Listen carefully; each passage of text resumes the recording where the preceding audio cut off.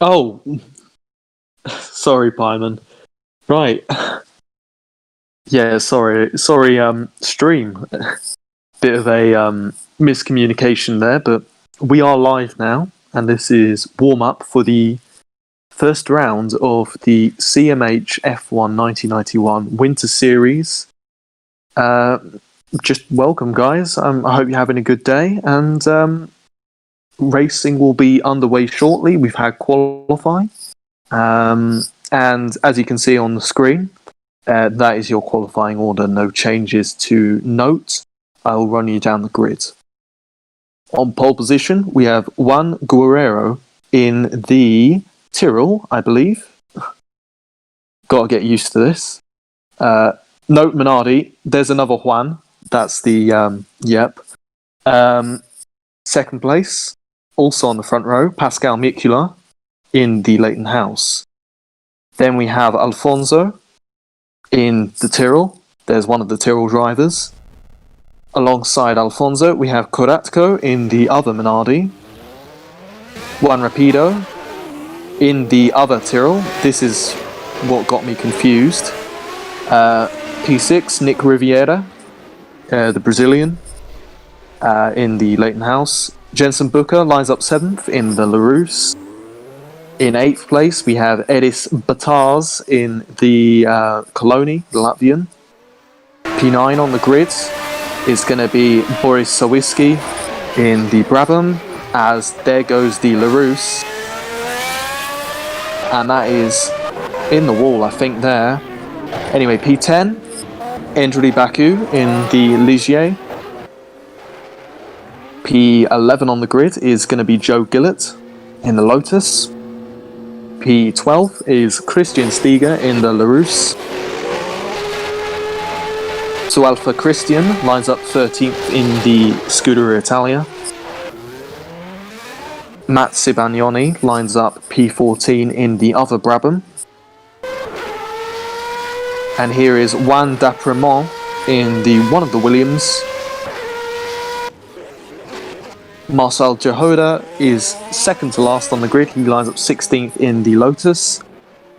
And last but not least, we have McLaren's Frederikos Vanger. And so that is the grid. You have 16 drivers today going to be competing, and all I've got to say is that is fantastic attendance for a brand new league. Hopefully we can maintain this and put on a good show today for both drivers and fans. But as you can see, I said we're in the warm-up, and here we're on board, or not on board, we're just watching Boris Sawiski as he... Oh no! I was gonna say as he goes round the centre S's, going well, but clips the back of Damir Karatko's Minardi, and that sends him into the wall. That's really quite unfortunate, as Edis Batars is seemingly looking for a tow as we get ear-raked with Coloni Ford. Matt Sibagnoni gets out the way for Edis.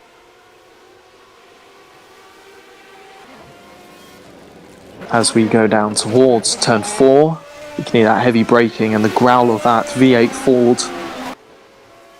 Back up the hill now. This is a tricky section here with lots of low speed corners. It's quite easy to, as you can see there by the tyre marks, get it spun around. Edis is a good driver though, as proven by the license testing, as he gets it sideways out of that hairpin.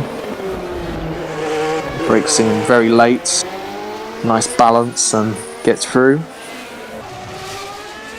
Come around the left-hander and out towards the final real corner into sector 3. But yes, Edis is looking to make a mark in the Coloni, and hopefully we'll see some good racing from him today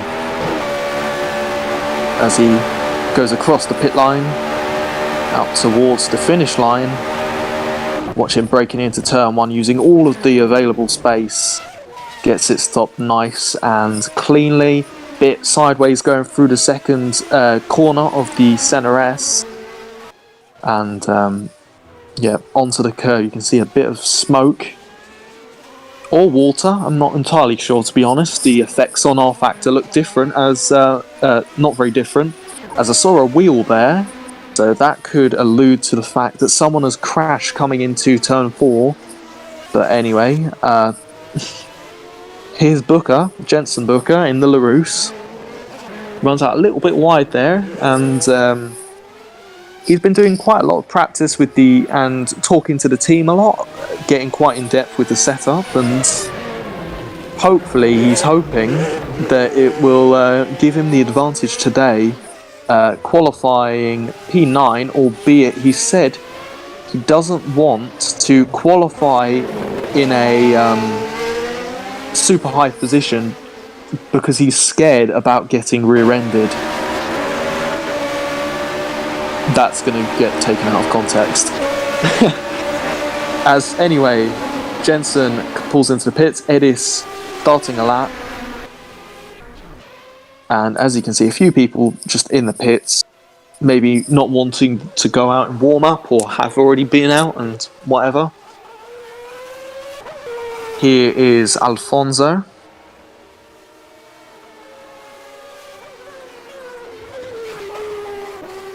Running a little bit wide through the right-hander there.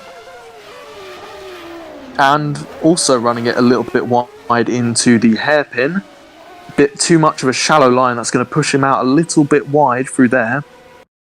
As Alfonso has just clipped through the ground. I assume that's because it is time for the formation lap. You gotta love R Factor sometimes. But yeah, as you can see, drivers coming to the end of the pits. As Christian decides, I don't know what brakes are, and then slots in behind Baku and then hits him. Well, anyway. They go out on track for what I can only assume is the reconnaissance lap or formation lap of some sorts, as I've just seen a wing and then Joe has decided he doesn't want to go in a straight line anymore.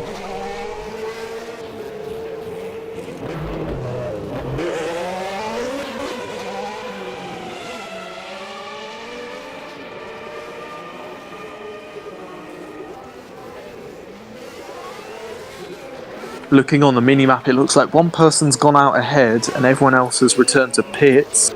But as you can see, Joe's out there now. Here's Edis. And there is Matt ploughing into a wall. I don't know what corner that is. Can't see from the mini-map, if I'm honest. There's Boris.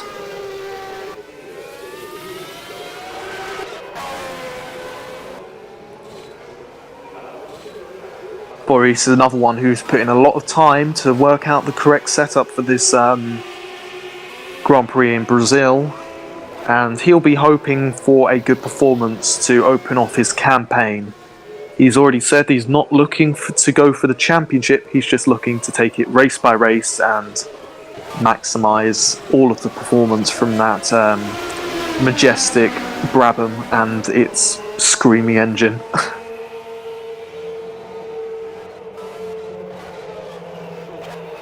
Rounding the final corner, and yes, I'm going to be calling that the final corner and not really the straight because, well, they're just kind of kinks, to be honest.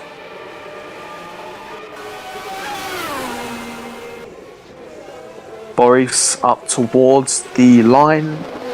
He's not using all the space like we saw Edis do, as you can see, turning in, using all of the curb on the inside. Good line through turn 2, you can hear him go all the way around, full throttle, changing up the gears. Obviously, most cars will be running a normal manual gearbox. Some people will be running semi-automatics, but yeah, most people will usually run manuals, just standard. Boris up towards, yep. Good corners there, in towards the hairpin. Takes a lot of time straight line braking into the corner. goes around the left-hander, and it's looking like a good lap so far for Boris Sawitzki. Cutting a little bit, albeit he still had at least 2 wheels on. If you do not know the rules for this league, by the way, you can access the handbook written by yours truly in the server, and server of which I hope will be linked somewhere on the stream, as Boris Sawitzki has died. Well, that's interesting. So it looks like everyone is in the pits seemingly. So yeah.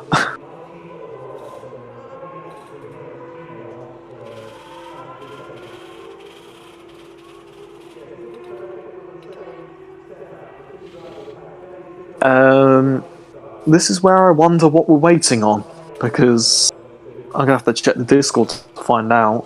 I've got pings. Oh.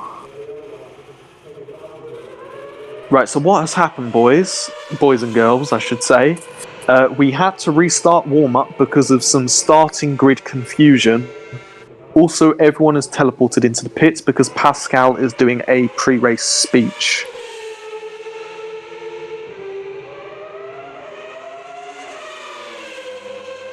So that's the situation there. Seemingly there was a bit of confusion, but hopefully we're all good now. Yeah, apologies, I'm having to flick between watching the stream so I can commentate and Discord chat so I know what's actually going on, because I can only commentate on what I see, as you know, you should know.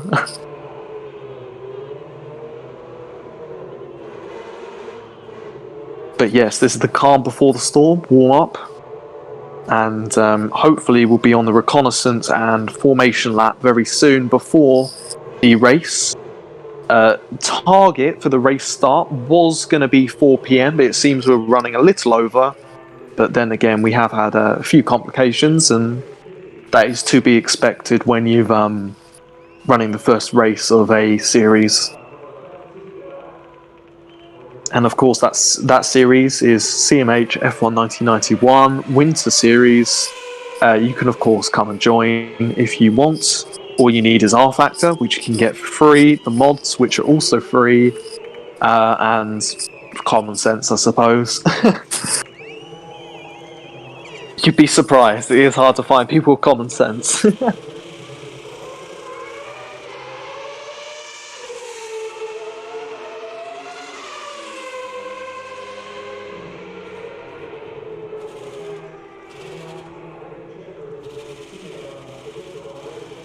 But yeah, if I were to estimate when this race is going to start, I'd estimate probably around 4:15, hopefully.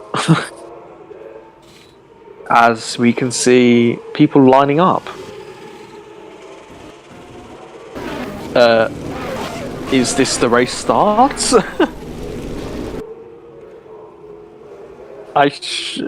No, it can't be the race start. No, it's a this is the formation lap now.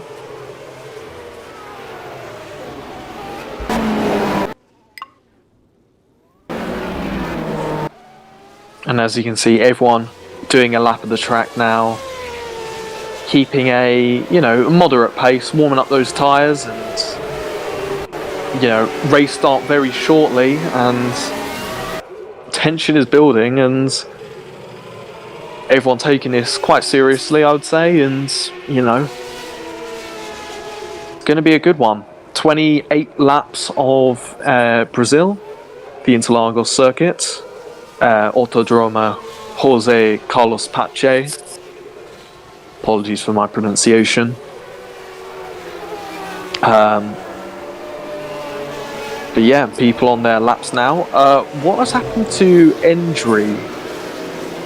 I can see his little marker on the mini-map just in the middle of nowhere. I'm going to assume he's had a collision. Or just...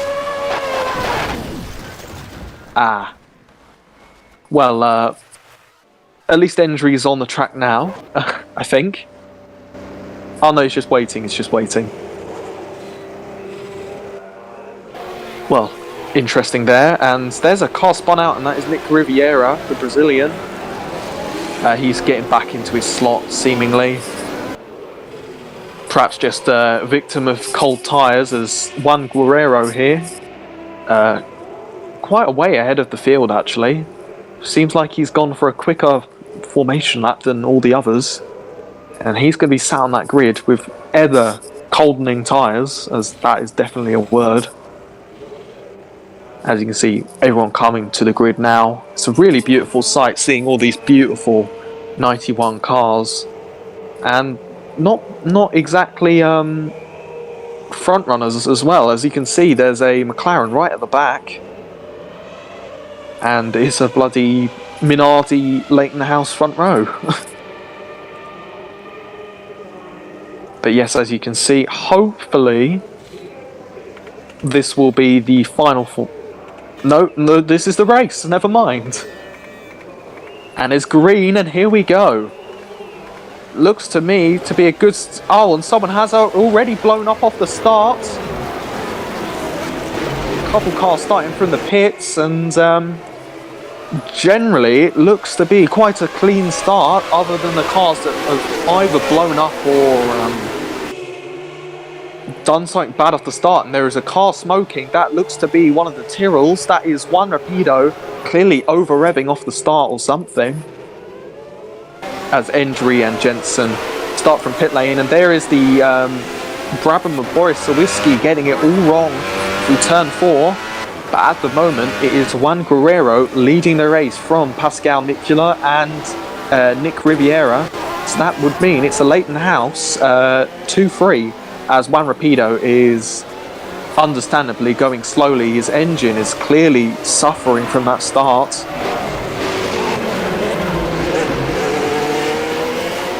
I'll be honest, I was expecting a lot worse in terms of people cocking up off the start, but so far so good, as Jensen Booker has gone round. He is into the pits. That must be a retirement. So what's happened here? Is he just spun?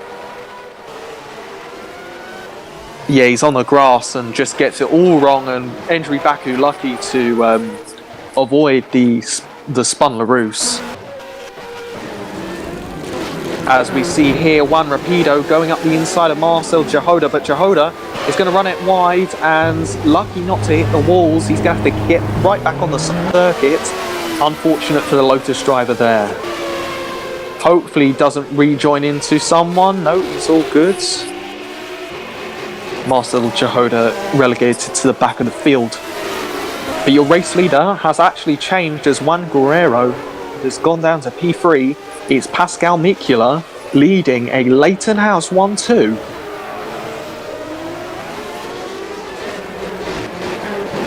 Leighton House are going to certainly pick up a lot of points from this so far. As you can see, Christian Stiga in the other LaRousse, currently holding P4. There's Matt Sibagnoni holding P5, and there's Eddie Spatars in the Coloni right behind.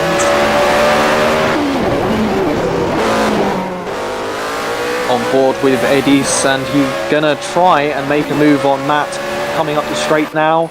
Matt getting a little bit wide out of the final corner, and Eddie's is gonna have the benefit of the slipstream. However, that Coloni is not good in a straight line, and it looks to me that Matt is gonna keep the position for now. He locks up though. Eddie's at the moment running P6 as he gets a little bit sideways round turn 2. Here's Joe Gillett. We're in behind him. I don't know if closing or gaining is the Brabham of Boris Sawiski and the Tyrrell of what I think is Juan Rapido. So it seems Juan Rapido has got to grips with the over-revving and his engine, and they're all good now. As Matt takes quite a defensive line there.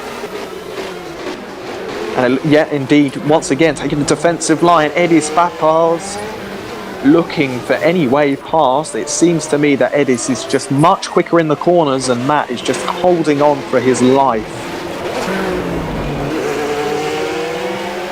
Gap between first and second at the moment is 1.1 seconds, and it is now Pascal Mikula leading from Juan Guerrero and Christian Stiga, as it seems to me that Nick Riviera has unfortunately retired from the race. I don't know how.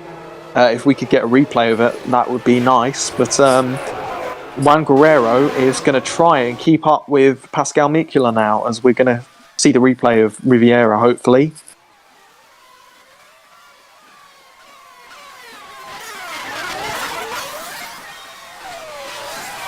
Yeah, indeed, we're rewinding so we can... here we go. So Nick Riviera was right on the back of teammate Pascal Mikula. Just hugs the inside curb too much and just plants it on the inside wall, and that is really unfortunate for the Leighton House driver running in seconds. But when you're pushing hard on the opening laps, that is the risk you take. Here's Juan Rapido in behind Boris Sawiski. Boris takes the inside and Juan looking for a way round.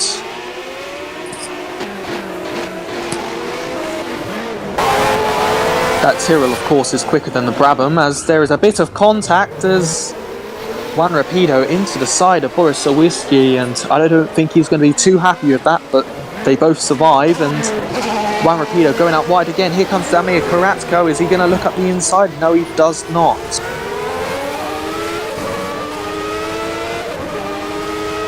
Up the straight now, it's going to probably be a case of the two cars behind closing up on Boris Sawiski's Brabham, as that Brabham is, well, it is quick in a straight line, but with that slipstream, as you can see, here comes Karatko, not quite going to get past, but as you can see how much Rapido did close up. He's right on the back of the Brabham now. Karatko going to wait for scraps, seemingly. As you can see in front of these two, Matt Sibagnoni and Joe Gillett were fighting. There's Juan Rapido trying to go around the outside of Boris Sawiski. Tries to outbrake him, doesn't quite get it right, and he's going to come back on the circuit alongside the Scuderia Italia.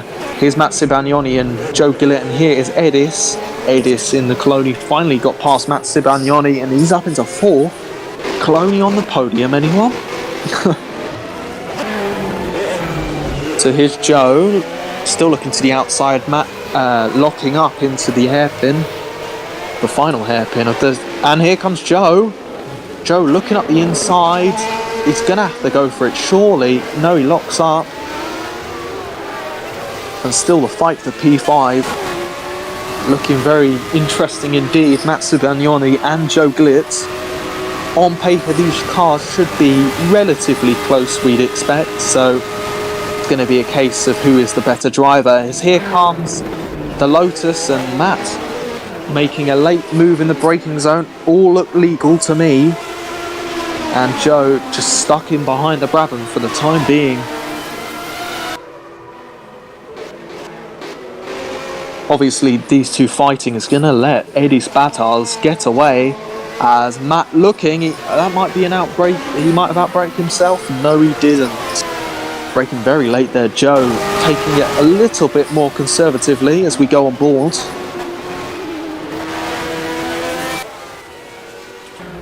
And it looks to me that Joe is side by side with the Brabham of Matt Sibagnoni, and it looks to me that Joe Gillett is passed into P5. Good move there from the Lotus, good clean racing, and hopefully this will continue, as Matt trying to snap straight back at him as they go through the final hairpin. And this is going to allow Matt to get slipstream all the way down the front straight, sorry.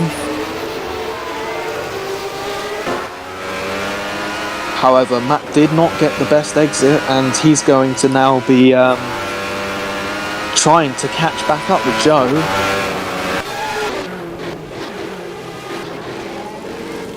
Matt's not careful, he's going to be under attack from teammate Boris Sawiski. And to be fair, Sawiski under attack from Damir Karatko in the Minardi. I was expecting a better showing from Karatko, to be honest, but seemingly he didn't get best of starts and running down in P8 at the moment. When his teammate Juan Guerrero is running P2, the gap between the two leaders, the leader and second place, although I suppose you could say the two leaders, is still 1.2 seconds. Pascal Mikula leads. From Juan Guerrero back to Christian Stiga, the gap is 9.6 seconds, I believe. If I hope I can count. Albeit it looks like the gap is actually coming down between Stiga and Guerrero. Very, very marginally, but we've got the laps to do so. As you can see, Pascal Mikula starting lap. I do not know what lap it is at the moment. I should have really kept count. But yes, he's starting, what I assume is probably like lap 7 or 8. And Juan Guerrero certainly not being dropped by the Leighton House driver. And he does have the benefit of being in the fastest car, as here we go. It's Boris Sawiski versus Matt Sibagnoni, the two Brabhams fighting on the track into team rivalry and all that. As here's Eddie Spatars. He's lost a rear wheel, and seemingly here, has there been a collision between two cars? Yes, there has. Christian Stiga's engine has blown up, and Eddie's has been forced into the wall by the LaRousse. But yes, his engine, the engine of Christian Stiga's LaRousse, just explodes, and Eddie's massive contact into the wall. As you can see, debris flying all the way across the track, and that is certainly going to have to be looked at after the race, because, you know, that is pretty poor from the LaRousse, if I'm honest. I know his engine's blown up, but he could get off the racing line as Damir Karatko makes contact with Matt Sibagnoni, and Sibagnoni is just going backwards at this point. But then again, Karatko is a good driver. As Matt outbrakes himself slightly into the final corner, it's going to give Karatko slipstream, and the Minardi going to flex its muscles all the way down the straights. He moves over to the right-hand side, and Damir Karatko is going to have to go the long way round into turn 1 if he's going to make the move. And seemingly not, and here's Damir Karatko, and he's into the wall. Seemingly he is trying to go all the way around the outside and just ran out of room. Matt's obviously allowed to do that and, you know, not leave Karatko any space really, because he was leading the fight, I suppose, and what have you. But yeah, Karatko makes the mistake, and he's down to what looks to be P8.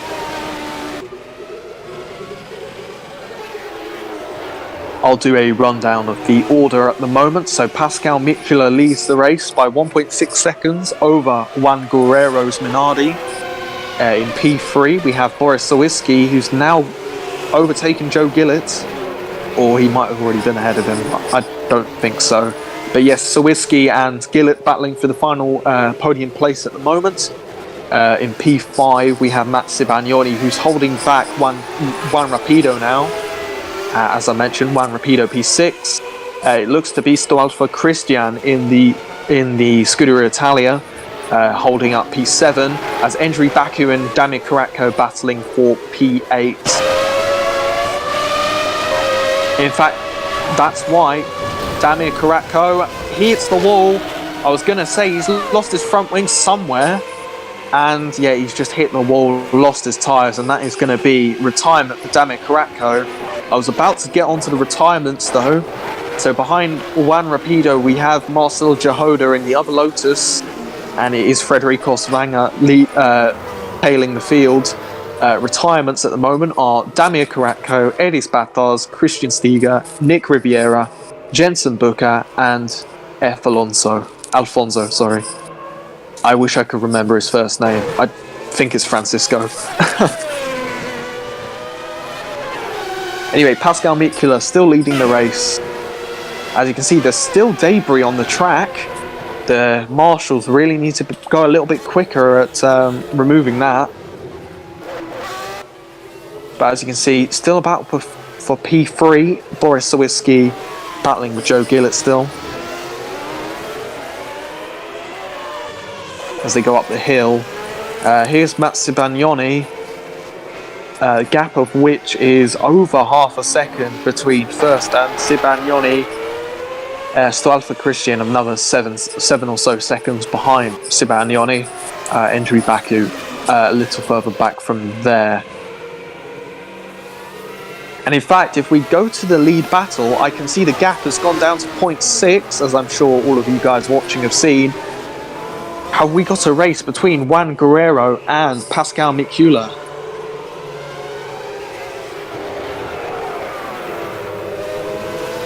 Well, Juan Guerrero has got the benefit of the slipstream, but also the disadvantage of dirty air through the corners, perhaps negating some of that advantage of slipstream, of course. And to be fair, it's not the highest speed circuit here, Brazil, so, you know, there's only going to be a few areas to benefit from the slipstream. But yes, Pascal Mikula crossing the line to start another lap. Not buckling under the pressure. Juan Guerrero, not either. Certainly been pushing him all the way so far. And these two have had superior pace than all of the rest all weekend, really. And they deserve to be 1-2 at the moment. Here's Joe Gillett coming across the line to start the same lap as Mikula and Guerrero. As Joe Gillett runs a little bit wide, but, you know, he's right on the back of Sawiski, and hopefully we're going to see some overtakes in a second as Gillett is getting really, really close. We're going to see him move to the inside. I don't think so. We don't. Sawiski running a little bit wide, a bit of wheel-to-wheel contact there. That's just what we want to see. So we're going to go on board with Joe Gillett now. Runs it a little bit wide there. Perhaps just getting the effects of dirty air, just pushing the front end out from underneath him. Boris Sawiski doing a good job at the moment, running P3 in that Brabham. And the Lotus driver looking to go every which way around him as they go through the hairpin. It looks to me that Joe Gillett's going to try go the long way round. There's a bit of contact. Joe Gillett runs out onto the grass. And he's round. That is really unfortunate, to be honest. I think that's just a racing incident. But yeah, Boris Sawiski not really leaving Gillett much room. And that is the consequence. Brabham's Matt Cibagnoni takes P4. I'd quite like a replay of that crash between Gillett and... Yeah, that would be lovely. If we could get on board as well. But as you can see, Sawiski kind of just keeping his line. Joe Gillett tries to go the long way round, and there's just two people going for the same line. Gillett runs it out onto the grass, and as you can see here from Gillett's on board, just no space there for him, and he goes round. On board with Boris Sawiski here, and yeah, you can see in his rear view, you can just see Gillett just no space and goes around. I'm sure we'll have to look at this after the race, but from my perspective, that's just a racing incident. It's just really unfortunate for Gillett. Anyway, Pascal Mikula. He is gapping Guerrero again by very small margins, but gap is up to 1.4 seconds. And Pascal Mikula doing a good job leading this race so far. As you can see, Matt Cibagnoni has actually caught up to the... Joe Gillett has caught on to the back of Matt Cibagnoni as Matt goes up the inside but spins it into turn, or half spins it into turn one, trying to go super late on the brakes to try and get Gillett, and just a mistake there. Perhaps with a bit better racecraft there, maybe he would have waited for the back for this straight there, the back straight. don't get me wrong, I understand why he tried to make the move, but, you know, he just made the mistake in braking way too hard, and, you know, he could have waited, but, you know, fair dues. Matt Cibagnoni loses time, down to P5, Joe Gillett back up to P4. Just going to take this time to say to the stream, albeit I can't read the chat, I hope you're enjoying the race so far. If so, you know, leave a like on the stream. Join our server if you haven't already, because we've got not only this league, but just general chatting about real life motorsport, other sims, not just Star Factor, and yeah, just kind of all sorts. And I'm sure you'd be welcomed with open arms, or memed on, but you know, welcome to Discord. Anyway, Juan Guerrero here, so I've just got up to shut my blinds, not that you needed to know that. Getting dark here in the UK, getting ready for the evening, and what better way to spend your evening but by commentating on a virtual race, said no one ever. Anyway, Juan Guerrero, he's closing that gap very slightly now. Gap down to 1.2. As you can see, the gap's on the left-hand side. Possibly, Stalford Christian is going to catch Matt Cibagnoni, depending on the paces of both drivers. Of course, there is still quite a lot of time, I'd imagine, in the race, despite there being quite evident gaps, and despite, you know, little under half the field being retired from the race. Yeah, it's a interesting race so far. I think things to learn for everyone, and you know, hopefully we will continue to improve. As Matt Cibagnoni, that's an interesting rejoin there from Matt, as he's now going to get sandwiched by Stalford Christian and Endry Baku. I would not be surprised to see Endry Baku slide down the inside into turn 1. But yeah, that's a mistake from Matt as he tries to go up the inside, replicating what he did on, I believe it was Joe Gillett, but this time he actually does it properly, and he's back up to P5 after a mistake, as we're going to get a replay of that mistake actually. As you can see, takes quite a shallow line in, just the front end just understeers, just not getting that rotation, and with that rejoin, yeah, acting as a mobile chicane for both the Ligier and Scuderia Italia, as there's another mistake from Matt Cibagnoni. That's going to ask to Alpha Christian to get past. Matt is going to try get straight back. He locks up and they bump wheels, but Matt Cibagnoni is back past. Hey, that was hard but fair, I'd say at least. And yeah, interesting from Matt, and he's locked up again. Perhaps having a bit of an issue with the tyres now that he's, you know, he's had a spin. He might have overheated the tyres, sorry. And yeah, he's looking quite vulnerable now, and the two cars behind will be seeing this and plotting their way past. As you can see, Alpha Christian going right in behind, all the way across the line, and it looks to me, actually here comes Federico Svanga, who's a lapped car in the McLaren, as Matt Cibagnoni runs it quite wide into turn 1, almost 3 wide through the centre S. Endry Baku trying to go the long way round. Alpha Christian going along the left-hand side of Matt Cibagnoni. They're all weaving. I believe that would be more than one move in the braking zone. But Cibagnoni back past again, and this is certainly interesting viewing for you guys. And still Alpha Christian, trying to go down the inside. Oh dear me, dearie me. Alpha Christian runs it slightly onto the grass, trying to make the move on Matt Cibagnoni, spins it round, and Endry Baku collects him and spins him round. Endry Baku didn't lose his front wing, but let's get a replay of that again. As you can see, Alpha Christian just runs it on the curb, a little bit on the grass, and just gets it all wrong, and that's him round.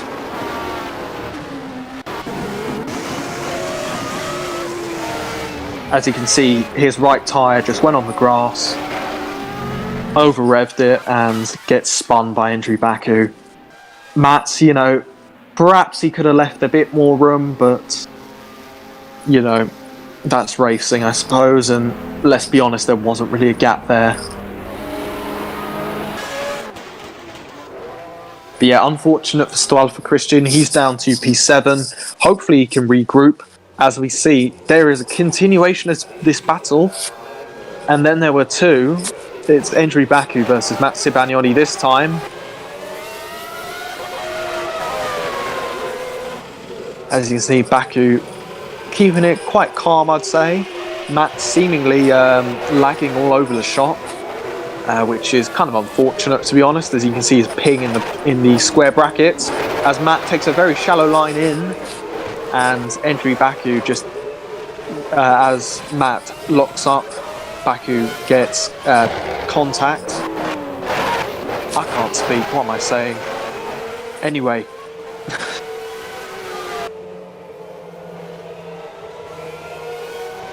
Yeah, just as a disclaimer, I haven't done commentary on something for, I don't know, good few months, perhaps like half a year, and clearly that's showing, and I wish I brought some water as well, as my throat is quite dry. Anyway, here's Joe Gillett and Boris Sawicki once again. Joe Gillett catches back up to Sawicki, and it's once again a battle for P3.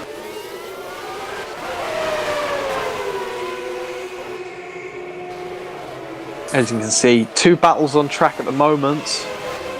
I suppose you could say the lead is two, but Pascal Mikula is slightly getting away from Juan Guerrero. As there goes Joe Gillett all the way around the outside of Boris Sawicki, and that is a very good move by Joe Gillett. And if he can continue the pace, we should see Joe Gillett pull away from Boris Sawicki's Brabham now.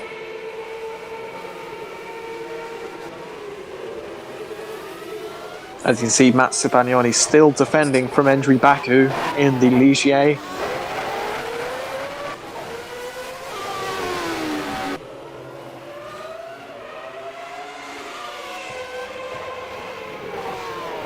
Andrew, you know, Andrew's had quite a quiet race, I'd say, unless I've missed something. But, you know, at the moment running P6, and that would certainly be, you know, decent points towards the championship. Well, you know, 1 point, I suppose, but, you know, points are points. It's top 6 points and all, so we vibing. Anyway, there goes Matt Sibagnoni running all the way out wide, and that is going to actually allow Andrew Baku into P5.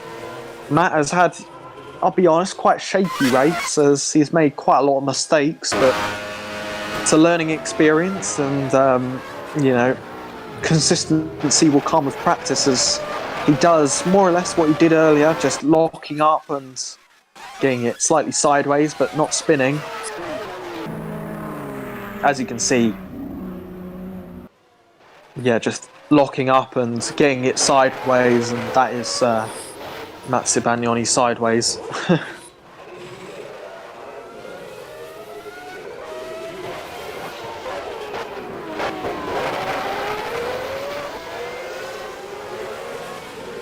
Just looking at the gaps here, it seems to me that Boris Sawicki is down into P7. Has he left? What's happened here? Can we get a replay? Ah, that looks like an unhappy Brabham, so let's see what's happened. Oh no. So as you can see here, Joe Gillett did get past Boris Sawicki last lap, and Joe makes a mistake, and Boris just spooks by that gear, but Joe Gillett puts it into the inside wall, and that is a retirement for the Brabham.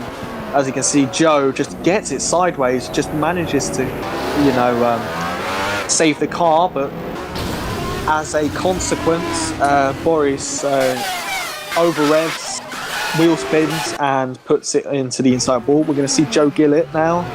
As you can see, just loses the rear end, and as you can see in front, Boris Sawitzki, hard contact on that inside wall. Joe Gillett survives and is going to live to drive in P3 for the time being. And here's Stwalfa Christian, as it looks to me that Stwalfa Christian has just retired from the race. Yes, he has. So at the moment, it's 6 cars running. In fact, here's Marcel Jehoda. What's he done?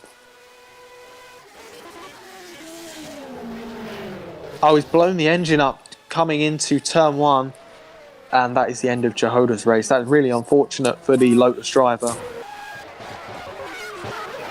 Anyway, here's Matt Sibagnoni and Endry, and both of them making mistakes, but Matt's making the greater mistake, and he has unfortunately been lapped, and because of that half spin, and has let Endry escape into the distance. As you can see here, they're doing a lot of weaving and funny business, and they've both paid the price because of it. And look at that, Endry runs it out very wide on entrance. Matt's half spins it on exit, and that is probably that battle done now.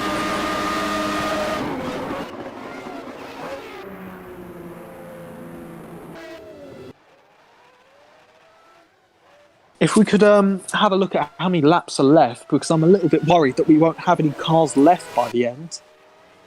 79% complete, which means 28 divided by 4/5, no, times by 4/5 is 0.8. 20, I'm not good at maths. Probably like 3 laps to go. Check the Discord, lol. Sorry, I'm great at counting. 22 out of 28, sorry.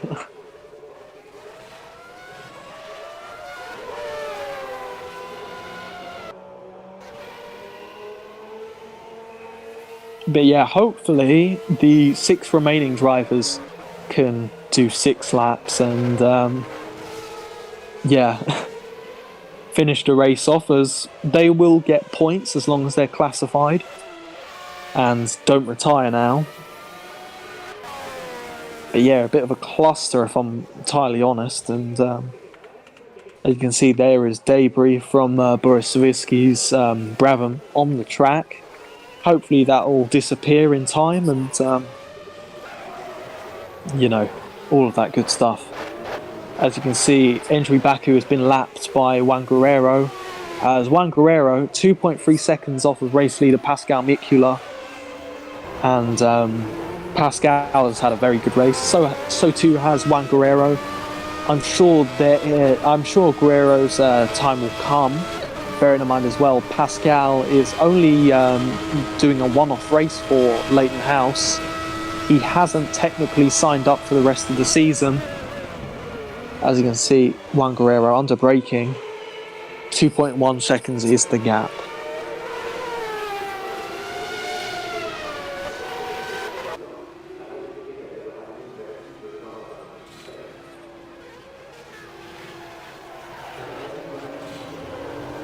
Down into turn 4 we go then. Juan Guerrero passing by Boris's lost front wing, and you know, doing all he can, I'm sure, to catch Pascal Mikula, but Pascal Mikula has just been controlling the pace of the race to a T, really. And yeah, very good from Pascal, and you know, a deserved winner if he does win this race. I'll try not to jinx it, but you know, he is looking pretty faultless at the moment. And to be honest, that's really the closest fight we have. Matt Sibagnoni falling away from Endry Baku after making a myriad of mistakes. Frederico Svanga way off the back of the field, and Joe Gillett in no man's land, really. But yeah, gap up to 2.6, sorry, I thought that said 2.0. Pascal doing his utmost to just win this race cleanly and all of that. The only thing that I can see stopping Pascal here is Joe Gillett, as it seems to me that Joe Gillett is going to be lapped before the end of the race, and Pascal's going to have to try and get past the Lotus driver, while as well maintaining the gap between Juan Guerrero and himself. As I'm just going to check what has happened in the voice chat. Keep going, keep going. Oh, it's Grasser. Well, nice to see you, mate. And you've joined just for the end of the race, really. And it's certainly been an interesting race with many talking points. I'll be honest, I think the most interesting thing that's happened is Christian Steger blowing his engine up down the back straight, and Eddie Spatars having to take avoiding action, committing Alonso 2003 almost, and absolutely destroying that Coloni. The college students are going to have to repair that car rather quickly not quickly. Next round is quite a way away, but yes, unfortunate for the Coloni, and certainly that incident is going to be looked into after the race. It's great to see such a complete grid, and my goodness, 9 retirees.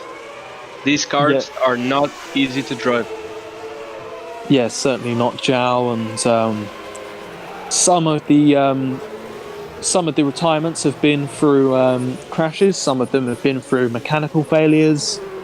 It's been a bit of a mixed bag in this race, and we've seen some good racing, and we've seen a bit of everything, really, to be honest. And I'll be honest, when we look back at this tonight, I think we're going to have to say that this race has been, a moderate success, but there's still work to be done in the league, and we will do our best to, attendance is good, but we need more people finishing and being able to manage their cars a bit better, hopefully. That's no disrespect to any of the drivers who have retired today. Yeah, absolutely. I'm sure none of the drivers that are competing are of little talent, and I was curious. I was just checking in Wikipedia. The first semi-auto, because of the retirees, I was thinking maybe there was lots of trouble with the H-pattern gearboxes, but looks like the first semi-auto transmission was introduced in Formula 1 in 1989 in the Ferrari 640. So by 1991, all the cars had semi-auto boxes with the paddle shifters.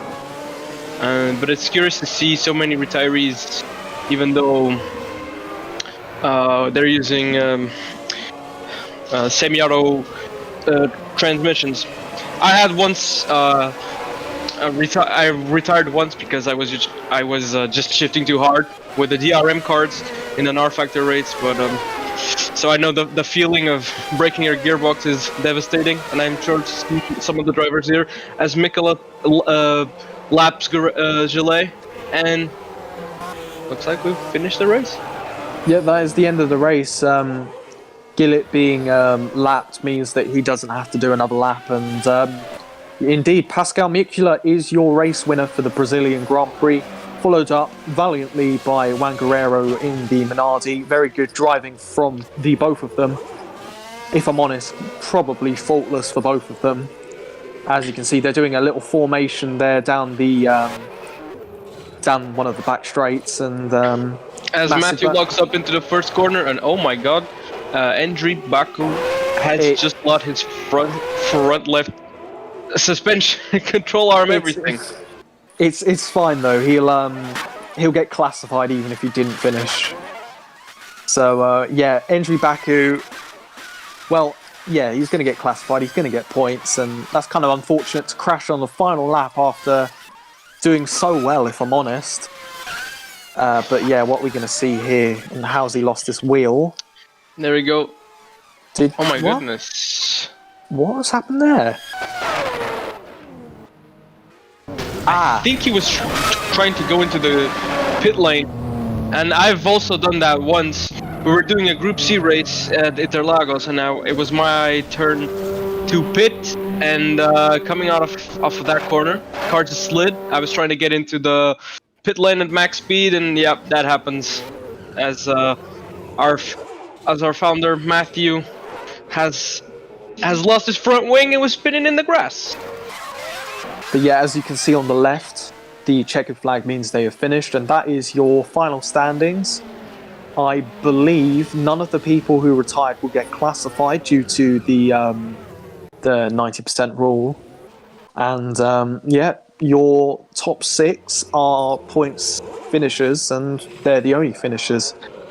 So Pascal Mikula gets 10 points, Juan Guerrero 6, Joe Gillett 4, Matt Sibanioni 3, Andrew Baku 2, and Frederico Vanga somehow gets 1 point. But yeah, that is the end of the race, and pretty much the end of the stream, I'd expect. And if you have made it to the end and watched the entire thing, thank you ever so much for watching. And yeah, thanks for watching. And yeah, I'll see you next time, hopefully, for what will be the San Marino Grand Prix or in January, because we're having a little break over Christmas, understandably. But yes, from me and Zhao and Endry and all of the CMH team, it is goodbye.